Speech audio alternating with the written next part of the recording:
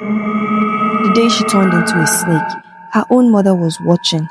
All it took was one moment of anger and life was gone.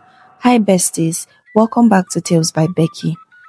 Every morning and evening, Mama Layo would visit the stream to fetch water, wash her clothes, and always talk to the waters. The villagers often teased her about how much she loved the river. But she never cared.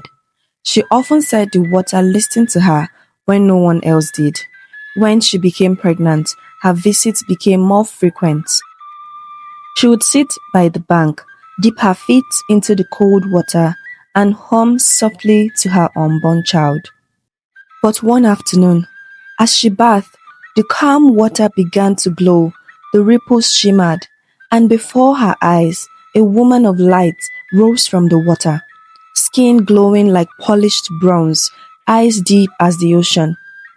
"Woman of the earth," said the goddess, "the child you carry is no ordinary one. She has been accepted by the spirits of the river. A gift lies within her, one that can bring healing or destruction. Guide her well, for her path will shape the fate of many." The goddess disappeared, and the river fell silent again. Mama Lio stood frozen, her heart pounding, unsure if what she saw was real. Months later, she gave birth to a baby girl, Lina. The first thing she noticed was that the baby's cry sounded almost like the hum of flowing water. Lina grew into a calm and beautiful young woman. She loved being by the river, often sitting by the water's edge, humming softly while the wind played with her hair. Whenever she touched the stream, the water seemed to shimmer, as if it recognized her. Mama Lio often watched her from afar, her heart full of love but also quiet fear. She never told Lina about the goddess's message. She wanted her child to live freely.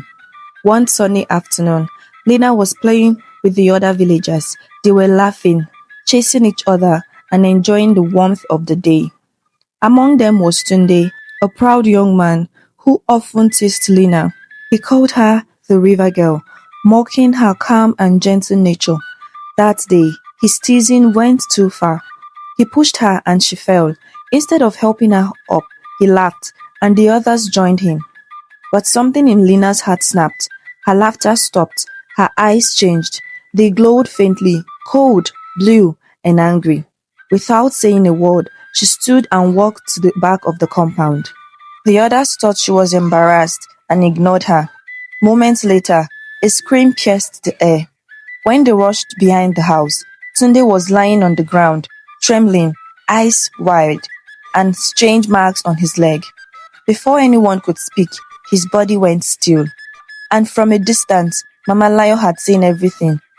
Her daughter's skin shimmer, her form twist, and a serpent's shadow flash before vanishing into thin air. Her heart shattered. That night, they sat by the fire in silence. Finally, Mama Lio whispered, "Lina, what happened today?" Tears streamed down Lina's face. "Mama, I don't know. I was angry, and I felt something move inside me. It felt like the river was calling me. Then everything went dark." Mama Lio said nothing more. She held her daughter close, her heart heavy with fear and confusion. The next morning, she went to the river, fell to her knees, and cried out, "O goddess, what have you done to my child?" The river rippled, and the goddess's voice rose again. "Her power has awakened, but a heart that feeds on anger will turn blessing into curse. Teach her peace, or she will drown in her own storm." Days passed. Whispers spread across the village. They said she turned into a snake. She's cursed. She carries evil. Lina felt their fear like knives in her heart. Everywhere she went, people turned away. Even the children she once laughed with now ran from her. One evening, she walked to the river, her only friend left. She knelt at the edge, tears falling into the water. "Why did you make me like this?" she cried. "Why give me a gift that only brings pain?" The river stirred, and the goddess appeared again, calm, radiant, and kind. "Child of water," she said, "you only see your pain, not your power. You were choosing to bring balance, not destruction. The water inside you listens to your heart. If you feed it anger, it becomes wrath. But if you fill it with peace, it becomes healing. Forgive those who hurt you, and your spirit will be free. Lina fell silent. Her tears stopped. Forgive, she whispered. The goddess smiled gently. Yes, child, only then will you understand your purpose. The river calmed, and the goddess faded away. That night, Lina went home and sat beside her mother. Without words, they held each other, and something in her heart finally softened. From that day, she stopped hiding. She began helping others quietly. When people fell sick, she fetched water from the stream and used it to wash their hands or wounds, and one by one, those she touched began to heal. One afternoon, a young woman was bitten by a snake in the fields. The villagers panicked. No one knew what to do, but Lina came forward. The moment she knelt beside the woman, everyone stepped back. Please, someone whispered, don't hurt her. Lina ignored them.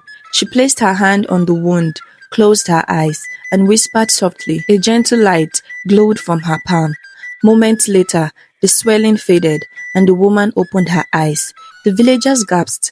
The same girl they once feared had saved her life. That evening, Mama Layo stood at the riverbank, watching her daughter from afar. She smiled, tears in her eyes. She found her purpose, she whispered, and as the sun set, the river shimmered, as if the goddess herself was smiling too. Power is never a curse. It only becomes one when we let anger rule our hearts. When you find peace within, even what once hurt you can become your greatest gift.